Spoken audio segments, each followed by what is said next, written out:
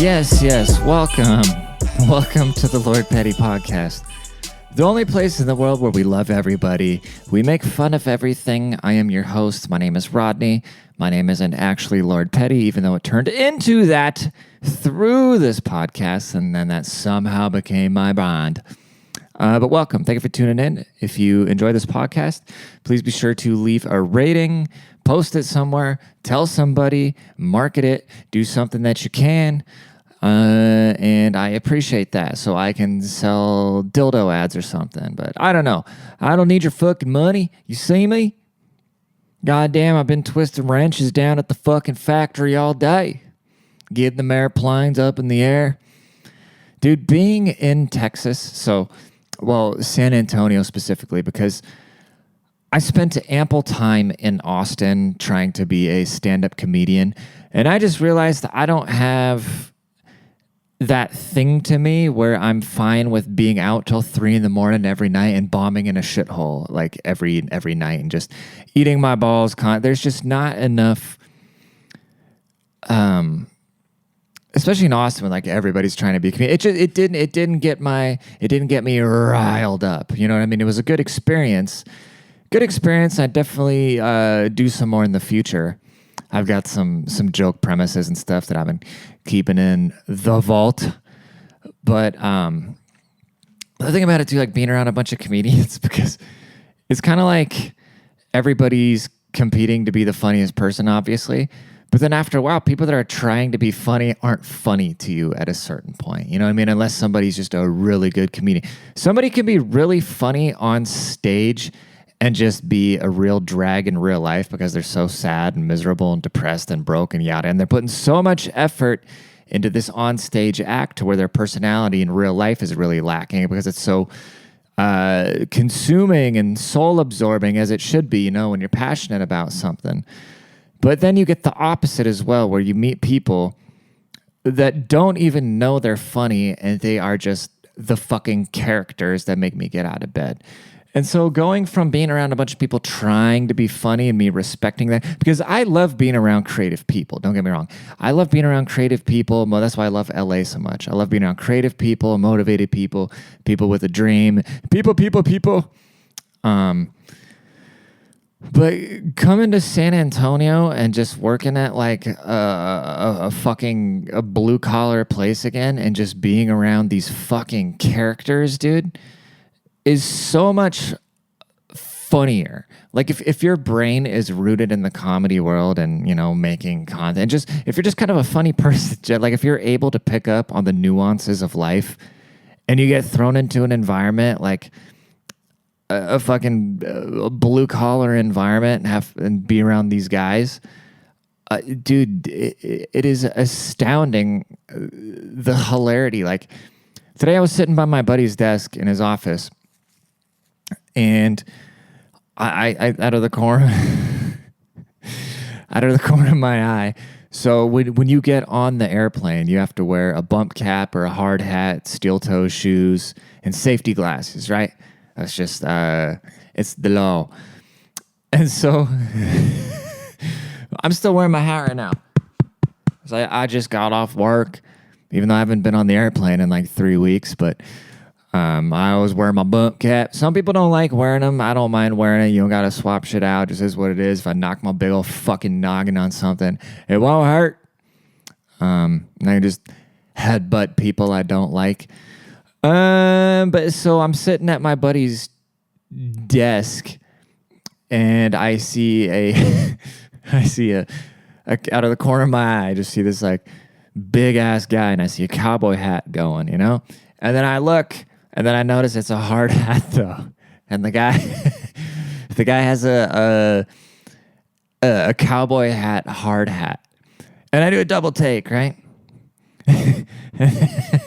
And then I asked the guys who usually sit there, because I sit somewhere else. I'm like, did you guys see that? Was he actually wearing a cowboy hard hat? And they're like, yeah, his name is Tex. I was like, get the fuck out of here, dude. And those are the things that get me out of bed. And then I just start dying laughing. You know, I just start looking up. Look, I mean, you can go on Google right now. And as you know, hey, guess what? You can Google things and hit images. And so I go on there and I hit cowboy hat images, and I'm just fucking rolling. And I don't think they realize how funny it is because they just don't, like normalcy. But that's the comic brain versus the non. You look at things that are just slightly out of the norm or just ridiculous. And yeah, dude, I really enjoy characters. There's another guy at my work. His name's Jeremy, and him and I've, really bonded. We're from the same. He's like 5 years younger than I am, but we're from the same small town in Washington, and we know some of the same people, but not really. And he grew up like he was a professional dirt bike rider, so he had a really different crowd. Where I was kind of just like hanging out with stoners and the whatever growing up. But we were so far apart, it wouldn't have mattered anyway. But the guy, he just talks really monotone, right? He talks really monotone, and he doesn't realize how fucked up his life has been. And it's funny because I'll talk about stuff and I'll know where he's talking about. Like today, he was telling me about like every story. As soon as this guy walks up, you can be talking about cars, right? This guy will walk up within 2 minutes. You'll be talking about somebody getting fisted. And he'll just start telling some story. He'll start talking really slow and monotone about, oh, yeah, well, I knew this girl. She would come to the racetrack, and she was a moto hoe. She just kind of slept with everybody. And my buddy was in love with her, and nobody had any idea. Or he had no idea that everybody slept with her. And he saw her go off and fuck a guy in his van, and he was all heartbroken. And then he said, what, you didn't know she was a moto hoe? And then her dad was there, and then he's like, hey guys, if you've slept with Bleep, raise your hand. Then like 10 guys raised their hand in front of the dad and the guy that was just heads over heels in love with her. But today he told me a story. He asked me if I knew what a bull stud is, which I've never heard of the term bull stud, but I guess it's just the cow that goes around and inseminates the other cows, like where his whole purpose is just this big jacked bull with good genes that goes around and fucks the female cows, right? So somebody's gotta reproduce, right? So you want to have the good genetics.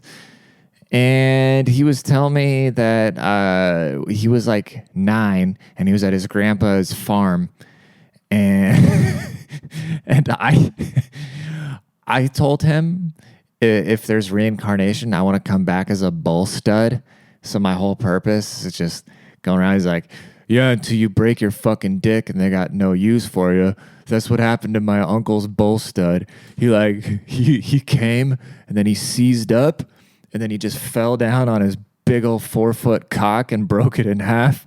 So my grandpa had to go and grab the shotgun and shoot him. And he said this so just so casually, so nonchalant. I was like, hold on, bro, back up. So you're 9 years old, and your grandfather's bull stud had a seizure while inseminating one of the cows. And so he fell out, and he fell on his giant cock. And he broke his cock. So then your grandfather went inside and grabbed his gun and came back outside, and he shot the bull stud right in the forehead, so he would, because he had no use for him once his giant cock was broken. He's like, yeah, dude. And I was like, he did this in front of you? He said, yeah, you should have seen how many chickens I've seen die. And that is funnier to me than any comic routine. When you hear it from the actual guy, it's not going to be as funny coming from me, but imagine just the actual guy, The actual dude telling the story, and he's just dead serious. He's not joking. He's just saying it with a straight voice about his grandfather murdering the bull stud because he couldn't inseminate anymore. And then he said they ate the cow. He said he ate the cow, and then I said, well, that makes sense, but like, what'd you do with the giant ass dick? And did the bull did the bull stud die with a heart on? And he's like, oh, yeah. So it happened so quick where the grandfather went in. Like, as soon as he saw the broken ass dick, he went in there and grabbed the 12 gauge and then put one right in between the bull's eyes. Bullseye, I guess. Is that where that comes from? Shooting a bull right in the middle of the fucking forehead after he breaks his big old dick? I don't know, dude. I don't know these things. Who knows these things? Who wants to know these things? Is that why you're here for something educational? Go listen to NPR. Go listen to commie radio, I guess. That ain't what we're here for. We ain't here to push all that propaganda. I gotta really, dude, I deleted my social media. So I am complete fresh brain right now about the happenings in the world. I'm clueless. This might be the best news. I mean, I could start talking about world events right now, and it would be just as credible as CNN or Fox News or any shit like that. Because they're just trying to make a story. I'm just trying to make a story. Everybody's just trying to make a story because we're living in the creator economy. Everybody needs to be entertained. Everybody needs some sort of value, information, news, blah, blah, blah, blah, blah. But I finally just had that moment where, and ironically, it was because I just saw, I was on Instagram and I saw a hot girl or something. It's been a buildup.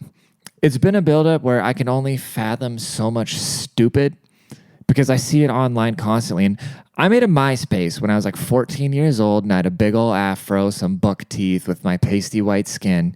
And I was as skinny as a flagpole. And I was probably like the size of my whole body. It was probably the size of Jeremy's uncle or grandpa's bull stud's cock. It was probably the size of my chest. You know what I mean? I was just a very skinny, nerdy kid. And I made a MySpace when I was like 14 and instantly addicted. I was like, oh, I got to check my comments. I got to check my messages. I got to check my photo comments. You know, you'd post your blurry ass picture and somebody would comment, cool. And so I got addicted to social media sites at a very young age, right? So I'm 33 now. So I think about it. So it's like, okay, I've devoted more than half my life to looking at shit that I don't want to see and don't care about. Like, think about this. Why would I ever imagine just taking a lawn chair and putting it in front of your house in your free time, and then like 50 of the dumbest people that you know just stand in front of you and they all start screaming their opinions and showing you Polaroids of their vacation? That is social media. And so it finally just dawned on me, like, and I've kind of been checked out of the social aspect of social media a long time ago. I only really look at, you know, other content and shit like that. But then I've noticed, as it's no secret, that everybody's just trying to get clicks. Everybody's competing for clicks. Everybody's getting more and more redonk. And now I start feeling like I'm the product. Like, if you're not paying for something, you are the product. So basically, we're all just a bunch of sheep getting kettled around between what they call misinformation and not, but basically anything to get a reaction out of you. You get these very smart people who design these apps to give you these little dopamine hits in your brain. And I don't know, man, especially all the nudity on there and shit like that. Like, I'll open up my phone in the morning, I'll get on Instagram, and all of a sudden I'll see just one of the 20 most attractive people in the entire world instantly exposed. Like, what's the point of having a girlfriend and asking for hot nudes and shit? Not having a girlfriend, but what's the point of like asking some girl you're dating for nudes when you just go on Instagram and see fucking supermodels spreading their butt cheeks for nothing? Like, why would I, like, I don't want to fry my brain that bad. The same way I don't want to see, like, the unrealistic, quote, beauty standards, you know? Just as bad as that shit is for women to destroy their confidence, it also completely derails a man's perspective of reality of what women look like. You know, and then you'll see these just, like, little hottie 20-year-olds, like 21-year-olds posting shit, and then you look at the comments and some dude will go, oh, that shit's mid, because she doesn't have fucking every sort of filter on their one, because their brains, they think that if it's not Sports Illustrated Photoshop, that this girl isn't actually as hot. I don't know, dude. It's not good. It's basically, it's very, very, very bad what the shit is doing to our brains. I mean, it's the same way like pornography just fries dudes' dicks. Like, dudes can't get hard on and with normal women. I never got to that point, thank God. Honestly, porn just kind of makes me laugh. But I probably have an addiction there too, because I do still watch it periodically, but I don't like the new shit where bitches got all the fucked up, like, lip and ass injections and shit like that. I do not like plastic surgery.